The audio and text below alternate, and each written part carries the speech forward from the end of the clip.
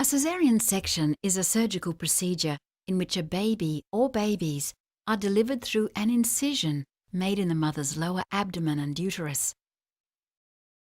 A caesarean section may be planned or elective, that is, planned in advance, usually performed at or around 39 weeks of gestation, or an emergency or non-elective. Most commonly performed when you are in labour, often because labour is not progressing well or the baby is showing signs of distress.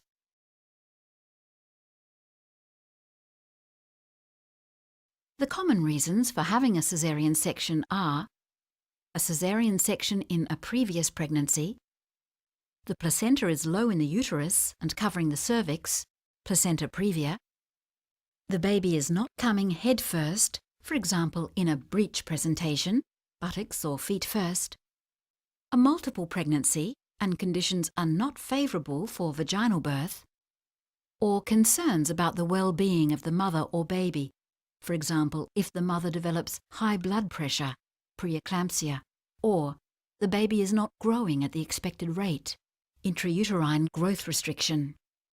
There are many other reasons that you and your doctor may decide that a caesarean section is preferable for the delivery of your baby. Before an anaesthetic is given, an intravenous drip will be inserted in your arm to give you fluids and medications during the surgery. A number of monitor leads will be placed on your chest, arm, and finger to monitor your heart rate, blood pressure, and oxygen levels in the blood during the operation. With a regional anaesthesia, you will be awake. Only the part or region of your body that is going to be operated on is numb. For a caesarean section, this involves numbing the nerves that are responsible for feeling to the uterus and the abdominal wall. This will numb the lower half of your body, including your abdomen and legs. The types of regional anaesthetic available for a caesarean section are spinal anaesthetic and epidural anaesthetic. The majority of caesarean sections are performed under a spinal anaesthetic. It acts quickly and lasts for only a few hours, just to cover the time of the operation. An epidural anaesthetic is commonly used in labour.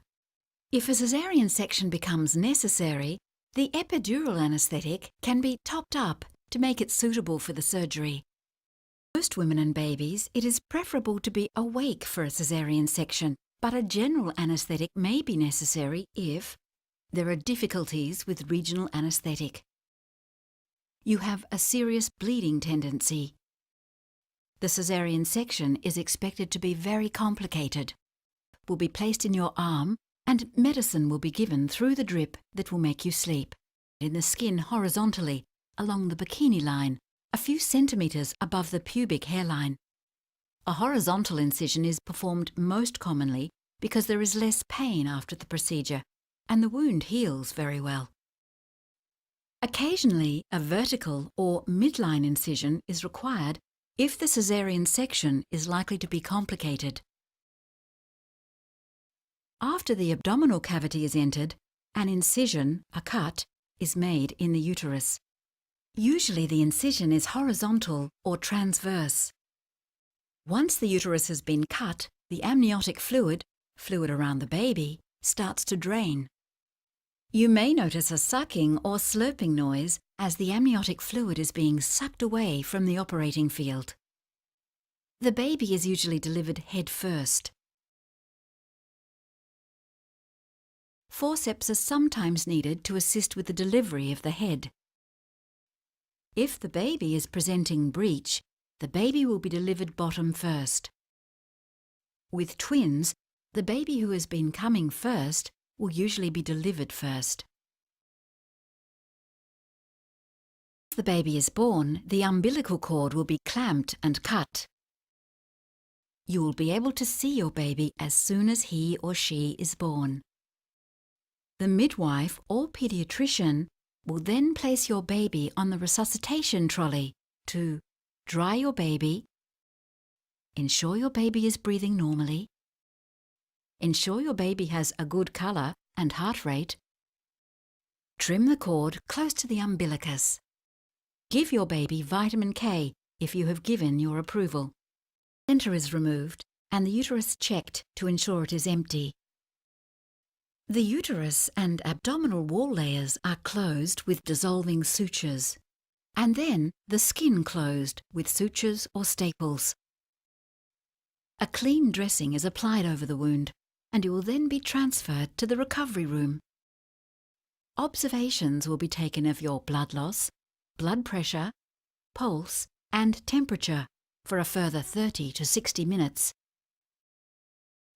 You may experience some cramps during this time or experience some nausea. The staff in the recovery room can give you medications for this if needed. Your legs will be numb for several hours after a regional anaesthetic. You will be given painkillers during the post-operative period. These are usually long-acting narcotic, strong painkillers, and anti-inflammatory medications given orally.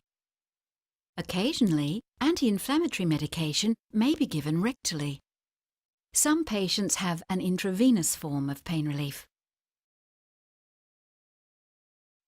It is important that you take sufficient pain relief so that you are able to move around comfortably after the operation. The wound will require a dry dressing for about a week. In most cases, the wound is closed with dissolving sutures, which means they do not have to be removed.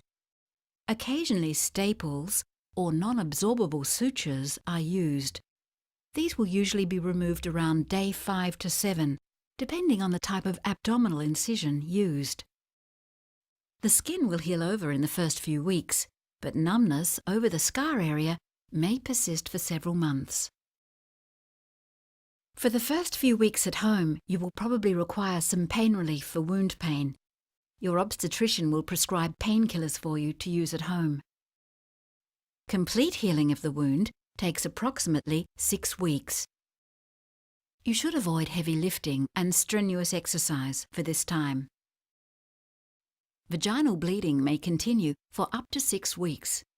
As long as your bleeding is getting lighter in flow and darker in colour, this is normal.